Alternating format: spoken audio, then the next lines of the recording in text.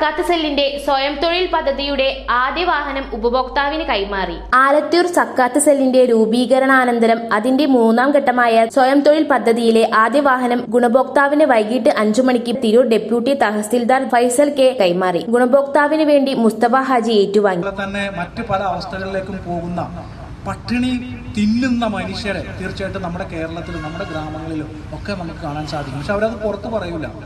അപ്പം നമ്മളെ പോലെയുള്ള വളണ്ടിയർ സേവനങ്ങൾ ചെയ്യുന്ന നാം അവരെ കണ്ടെത്തി അവരെ ആശ്വസിപ്പിക്കുക എന്നുള്ളത് വലിയ ഒരു ഇസ്ലാമിക പ്രവർത്തനം മാത്രമല്ല, അത് ഒരു മാനുഷിക പ്രവർത്തനം കൂടിയാണ്. അപ്പം അതിലേക്ക് തീർച്ചയായും അതുകൊണ്ട് തന്നെയാണ് എന്നെ ക്ഷണിച്ച മാത്രയിൽ തന്നെ ഞാൻ ഈ ഒരു സംവിധാനത്തിന് ഇവിടെ വന്നത്.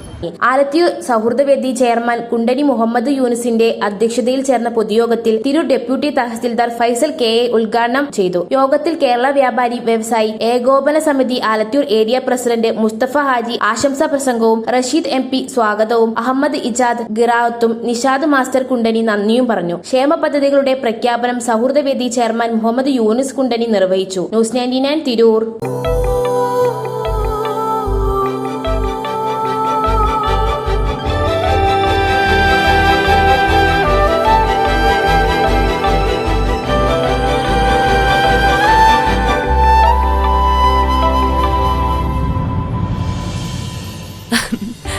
ഓരോ മുഹൂർത്തങ്ങൾക്കും അതിൻ്റെതായ സന്തോഷങ്ങളുണ്ട്.